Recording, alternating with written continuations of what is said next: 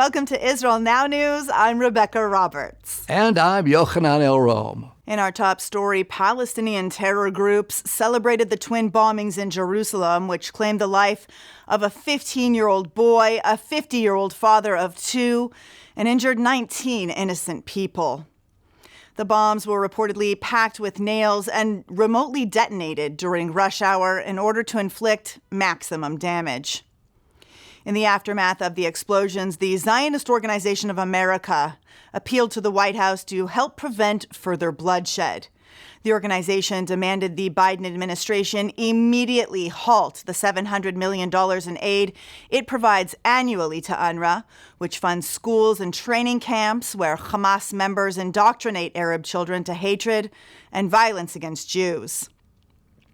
The ZOA also demanded that the U.S. abide by the Taylor Force Act, which prohibits U.S. funds from being used by the Palestinian Authority to compensate the murderers of Americans and Israelis through its pay-to-slay program, which provides lifetime pensions to the families of Palestinian terrorists. The hardline Islamic Republic of Iran continues to rapidly advance its rogue nuclear program and to threaten the existence of the Jewish state. Tehran has informed the International Atomic Energy Agency that it is now enriching uranium to 60% purity at its underground Fordo nuclear facility. This is seen as a huge escalation because the fortified complex, which is built into a mountain, would be extremely difficult to destroy in a preemptive strike. Iran leveled new threats at the Jewish state by publishing a list of sensitive sites in Israel. A news source affiliated with the Revolutionary Guard Corps released a list of potential targets, including the Knesset, the Prime Minister's office, and the Ministry of Defense. The action is seen as a warning to Israel. In addition, security analysts believe Tehran is sending a message to its proxy armies in Syria and Lebanon, which it has armed with advanced drones and precision-guided missiles capable of hitting these strategic sites in the Jewish state. Just ahead of the Jewish holiday of Hanukkah, archaeologists announced the recovery of a coin minted by Antiochus. The seal was discovered during the raid of the home of an antiquities thief.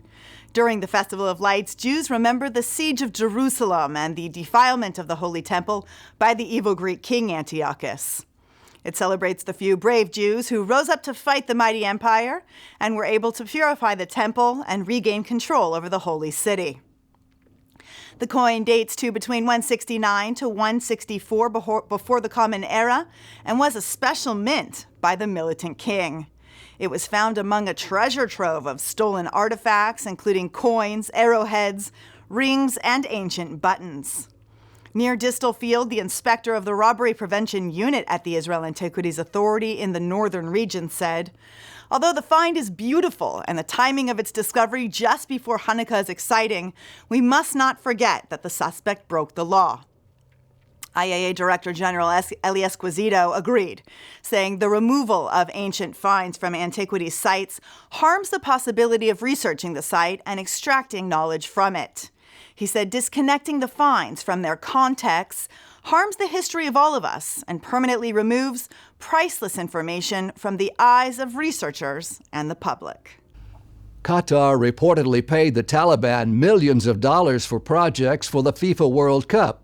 According to a report in the UK's Daily Telegraph, the militant Islamist terror group, which rules Afghanistan, netted millions for equipment it rented to the Gulf state. The heavy machinery was used to build stadiums and other facilities for use during the World Cup games. The report also claims that Qatar paid the inflated prices directly to Taliban officials with the approval of the United States and the United Nations. The ever-dwindling Christian population of Bethlehem is facing yet another crisis with the ruling Palestinian Authority.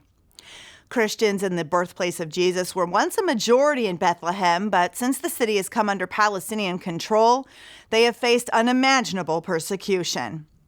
Most Christians have fled the city seeking religious freedom in Israel, but the few that remain have found themselves in increasing opposition with the Arab leadership of the city. Now, Christians in Bethlehem are accusing the PA of hijacking their Christmas festivities and attempting to make Ramallah the center of the lucrative holiday. The Bethlehem Regional Council released a statement saying that it strongly rejects attempts to circumvent the legitimacy and historic right of Bethlehem to arrange and hold the Christmas celebrations. Jews are returning to their historic homeland in record numbers. 2022 saw a huge increase in Aliyah to Israel. Russian Jews have come in droves as immigration to Israel is up 400%. And overall, new arrivals shot up 200% over last year's figures. Karen Hayesod is working feverishly to meet the demand. The organization will release final 2022 immigration statistics at the end of December. The 3,000th Palestinian child has received a life-saving heart surgery in Israel through the Save a Child's Heart organization. Since its founding in 1995, the Israeli NGO has brought 6,000 children from 65 countries to the Jewish state for heart procedures. Most of the countries are in the developing world. For example, 4 children from South Sudan arrived in Israel last week for heart operations. Their travel was organized by the IsraAid humanitarian organization and paid for by the Israeli Foreign Ministry. The collaborative effort to save these children is the personification of the Jewish ideal of tikkun olam, or the belief in healing the world. The Bnei Menashe from northeastern India have opened their first synagogue in the Jewish state. The lost tribe of the House of Israel claims descendancy from Manasseh. They were exiled by the Assyrian Empire 27 centuries ago, but have held on to their faith and customs despite living in foreign lands. The tribe has returned to the land of their forefathers with the assistance of Shavei Israel, an organization working to return descendants of the lost tribes to Judaism and to the land of Israel. The group helped to open the new House of Prayer. Michael Freund, the chairman and founder of Shavei Israel, said he prays that the new synagogue, named after Elijah the prophet, will play an important role in the integration of the Bnei Menashe into Israeli society. A new Israeli application uses voice analyzation to determine if a user is about to experience congestive heart failure. The Hero app listens to several voice samples and sounds an alarm before the onset of heart failure so the users can take preventative action. The program works by detecting voice irregularities and uses artificial intelligence to detect them and notify the user. One study showed that the app predicted 82% of relapses in recovered patients before they happened. On average, it detected the signs 18 days before an incident of heart failure. This technology has already been approved by Israel's Ministry of Health and the European Union. It is expected to receive FDA approval in 2023. Tamir Tal, the CEO of Cordio Medical, the company that designed Hero, said this technology can save lives and dramatically decrease the number of hospitalizations from congestive heart failure. On the medical front, a laboratory in Israel is using tiny gas bubbles to destroy tumors, which could provide an alternative to treat cancer. The experiments have proven to destroy cancerous tumors in mice with controlled explosions that decimate cancer cells. The mice were injected with nanobubbles of gas, which are 2,500 times smaller than a grain of salt. The bubbles travel through the bloodstream, and when they accumulate around the tumor, scientists use low-frequency ultrasound to detonate them. Dr. Tali Ilovich of Tel Aviv University led the research. She explained that this non-invasive method can help in the treatment of tumors that are located deep within the body, as well as facilitate the treatment of larger tumor volumes. She emphasized that in some cases, this method could replace surgery to remove tumors. A group of 12 Jews from Ethiopia have learned kosher slaughter and have been certified to prepare meat for their community according to biblical law. There are about 10,000 Jews still living in Ethiopia. They're concentrated in the cities of Gondar and Addis Ababa. Until now, there was no kosher operation in Ethiopia, forcing practicing Jews to abstain from eating meat and chicken. The population's increasing observance prompted delegations of rabbis to formally train the 12 men on shchita, or kosher slaughter. The shochtim, or kosher butchers, received their certification in a ceremony last week and will immediately begin preparing kosher meats for their communities. Rabbi Eliyahu Berenbaum, one of the rabbis who went to Gondar to test the Shochtim, said, establishing a kosher infrastructure within Ethiopia will help strengthen their Jewish identity and connection to our heritage. With God's help, we will be blessed to see members of this community come home very soon to join us in Israel.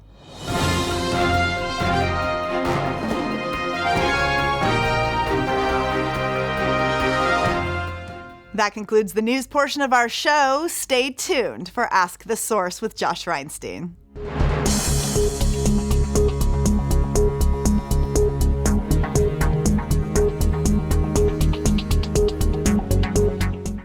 Hello and welcome to Ask the Source. I'm your host, Josh Reinstein, and we're here in our beautiful studio in Jerusalem. My guest today is Rebecca Brimmer. She is the CEO and president of Bridges for Peace. Rebecca, thank you for being on the show. Thank you so much, Josh. Tell our viewers a little about what is Bridges for Peace. Well, Bridges for Peace is a Christian organization. We're headquartered here in Jerusalem, but we have offices around the world.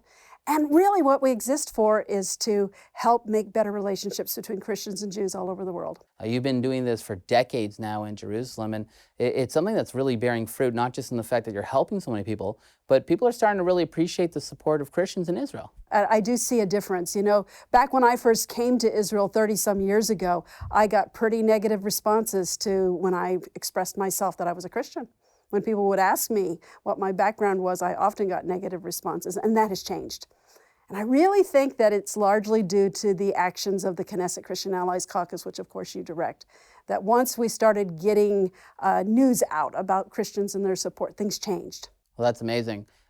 You do a lot of different projects. Tell us a little about some of them. Well, first of all, we started as an educational organization. So I had it in my mind, we need to change the future. So my job is to change the hearts and minds of Christians and help them to look at Israel and the Jewish people in a different way, to help them understand what the Bible really says about God's love for this place. So once we started doing that, then we realized, well, if we're going to make a relationship, then let's make projects in Israel. Let's give Christians an avenue to be able to show their love. Well, you're a major supporter of Keren Yesod, and you've helped, as you mentioned, thousands of Jews come home. Why is that important as a Bible-believing Christian to get involved in that? I was a teenager when I discovered the Holocaust. Read a book and then saw a movie, and I just had tears streaming down my face when I came home, and I said to my dad, I said, how could this have happened? How could people treat other people this way? Why? Why didn't more Christians do something? And he told me about the trees at Yad Vashem and that there were Christians that did things. And so I felt a little bit better about that. But when this whole thing happened with Ukraine, I realized that I wasn't even alive during the Holocaust. There was nothing I could do about it, but there are Jews at risk today. And this is my generation, this is my time. So what can I do now to save Jewish lives? And of course, it's not just Ukraine, the situation in Russia is also very tenuous right now. And so I feel like as a Christian, it's my responsibility to show God's love to the people of Israel because they're the people that God loves. You mentioned that you help people all over Israel with social issues and getting them food and different products, but you also speak on behalf of Israel. You're a prolific writer, you're a speaker, an international speaker, and you try to make the case for Israel. Why do you think as a Christian is that an important thing to be involved in? You know, the past between Christians and Jews is quite checkered. Most Christians in the West don't even know that. So they inadvertently say or do things that further hurt the Jewish community or Israel, or they get involved in something that they don't even understand, like BDS. And we feel like it's our job as Christians, as Bible-believing Christians, to talk to them and to change their hearts. So we're in the heart-changing business. We're in the changing the future business. And we do that as we travel. And yes, you're right. I speak in a lot of churches. I travel to a lot of countries. And whatever radio station or TV station in those countries. I recently went to Japan. I've been to the UK. I've been in the United States and Canada. Lots and lots of places around the world. And I'm finding that the Christians are really quite interested in Israel.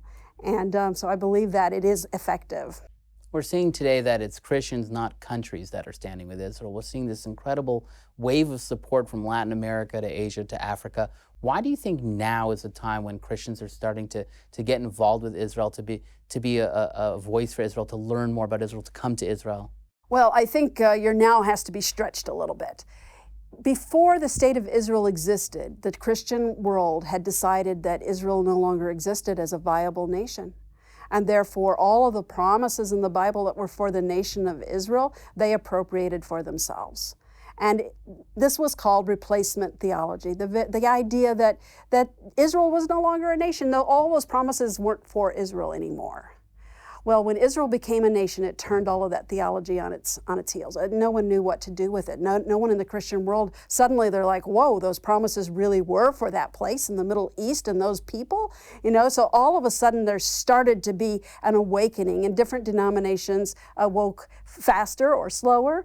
And so I see that it's been sort of building momentum since then. You bring a lot of people to Israel to see things for themselves. Why is it so important for Christians to come here and be in the land of Israel? We read our Bibles, and Christians do read our Bibles a lot, but it's in black letters on white pages.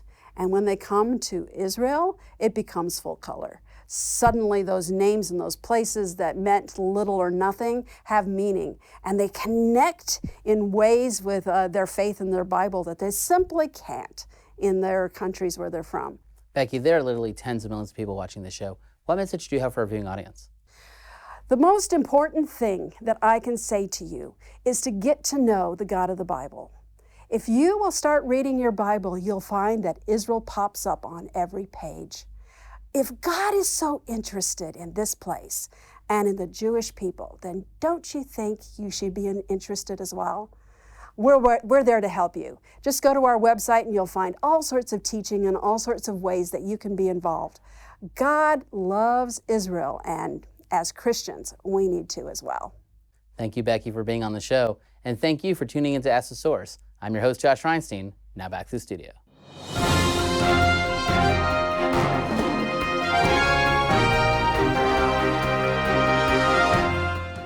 Up next, the return to Zion with Karen Hayesod.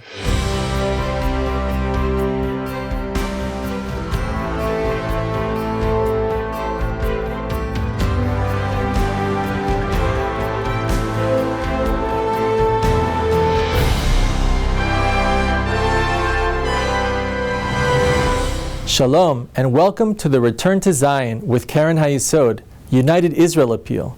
I'm Sam Grunberg, World Chairman of Karen Hayesod, the leading official fundraising organization for the State of Israel. After 2,000 years, we found the descendants of the lost tribe of Dan. Please help us welcome our brothers and sisters back home. God bless you from Jerusalem. He will raise a banner for the nations and gather the exiles of Israel. He will assemble the scattered people of Judah from the four corners of the earth. Isaiah 11:12.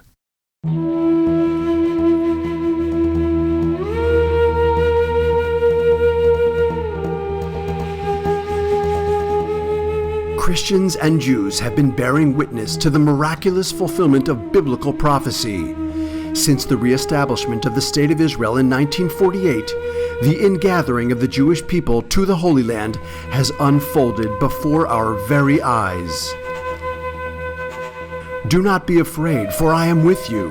I will bring your children from the east and gather you from the west.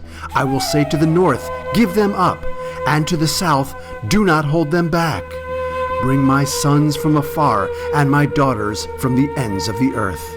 Isaiah 43:5.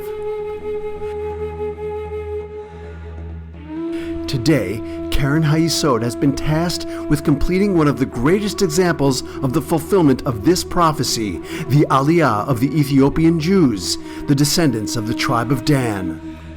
On October 29, 2012, we were able to bring 250 new immigrants from Ethiopia to Israel. Karen Hayesod is not only tasked with paying the costs of their flights and accommodations, but also with their absorption into Israeli society. There are still around 2,000 Ethiopian Jews who pray daily to come back to the land of Israel, and we need your help to bring them home. We are reaching out to our Christian brothers and sisters and asking you to join us. In this new century, as in the old, Christians must reach out to the Jewish people and do their part to advance the fulfillment of the prophecy and defend the covenant. Help us bring the children of Israel back to the land of Israel. I will bless those who bless you and curse those who curse you. Genesis 12:3. 2,800 שנה של גלות. איך פערים אדירים בגיאוגרפיה, בציוויליזציה, לא יכולים להחליש את הכמיהה הזו, שהביאה כולנו לישראל, והיום גם אתם בבית. ברוכים הבאים. בכל פעם שנפרדנו, הייתי אומר לכם שיגיע הרגע וניפגש בארץ ישראל. אחיי ואחיותיי, הרגע הגיע.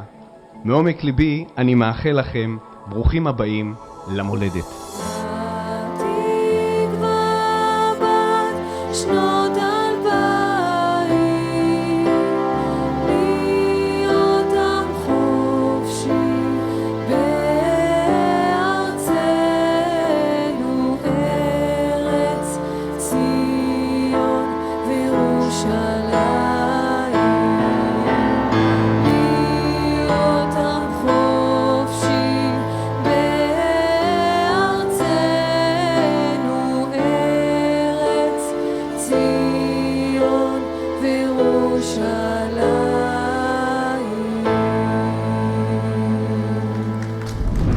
Let's bless Israel together.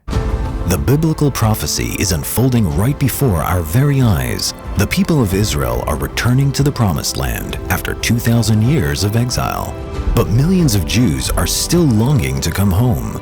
Bless Israel by supporting Keren HaYesod United Israel Appeal, the leading official fundraising organization for the State of Israel. Together, we can fulfill the prophecy of the Bible. Let's bless Israel together. To donate and get information, visit khisrael.org.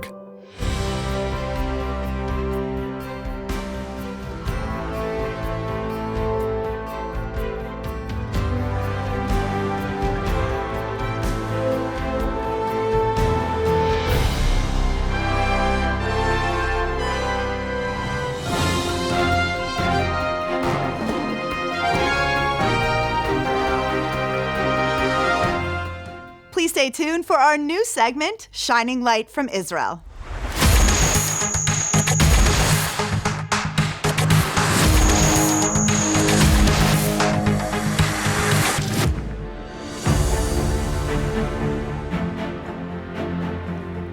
Welcome to the City of David.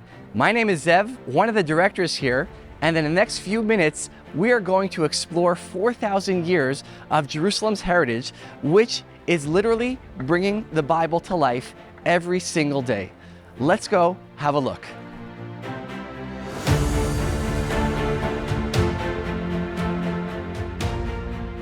Up until 150 years ago, when people thought, where is the original biblical city of Jerusalem? The city synonymous with people like King David, King Solomon, King Hezekiah, prophets like Isaiah and Jeremiah, there was one answer. Everyone thought it was inside the old city of Jerusalem, surrounded by the iconic old city walls. Now those old city walls only go back about 500 years. Jerusalem goes back some 4,000 years. The original city of Jerusalem, the city of David, would only be rediscovered in 1867 when Queen Victoria of England wants to discover the treasures of the Bible. She sends a man by the name of Captain Charles Warren here to the Holy Land to find those treasures. He comes to Jerusalem and he wants to excavate on Mount Moriah, the Temple Mount. He is unable to, and he says, if I can't excavate on the Temple Mount, I'll excavate near it. And he ends up discovering that the original biblical city of Jerusalem, the city of David, the place where Jerusalem began, is not to be found inside the walls of the old city, but to be found right here in the city of David. Every single day we are unearthing antiquities that show that Jerusalem's biblical heritage, the significance of Jerusalem to Jews and Christians alike, is not simply a matter of faith, but a matter of fact.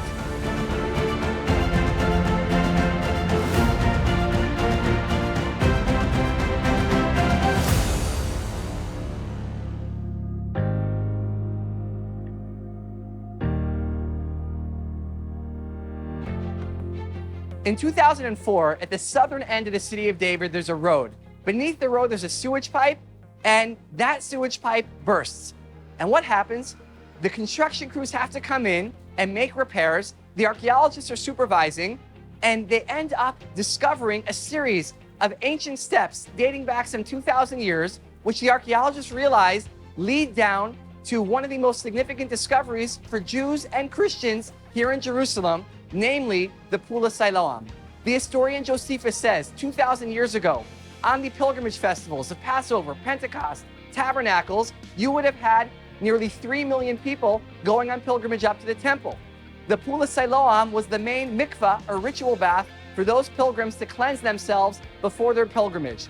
The archaeologists then wondered, if we know where the Pool of Siloam is at the southern end of the city of David, and the temple atop the Temple Mount a half a mile to the north, how did all those pilgrims make their way up on pilgrimage? So they widen the excavation, and they end up discovering what has been called the most significant archaeological discovery of the last 100 years. Let's go take a look at something not yet open to the public. Follow me. We are standing right now on the ancient pilgrimage road. This is the road that your ancestors and mine 2,000 years ago would have walked on when they went on pilgrimage up to the temple. The road leads from the Pool of Siloam all the way up through the city of David up to the temple on the Temple Mount. Along the side of the road, you can see here the ancient shops and stalls that people on their way up to the temple, maybe they needed a temple offering, here is where they would go to make those purchases on their way up to the temple. Now, the stones you see here are the original flagstones. And you would have had 2,000 years ago, you would have had the sky above our heads. We are standing right now on the biblical superhighway. This was the main thoroughfare in Jerusalem 2,000 years ago as people were making their way down to the Pool of Siloam and back up to the temple on the Temple Mount. Over here we have a very unique discovery, the only one of its kind found here in Jerusalem. It's found here along the pilgrimage road. This is an ancient podium, soapbox, speaker's corner. If someone 2,000 years ago had a message they wanted to share with the masses, a message they wanted to preach, this is where they would do it from. You can imagine the likes of whom may have stood up here on the podium and walked here along the pilgrimage road. And in just a few years' time, where we're standing here is going to be opened up to the public to literally walk in the footsteps of the Bible. I'm looking forward to hosting you next year in Jerusalem.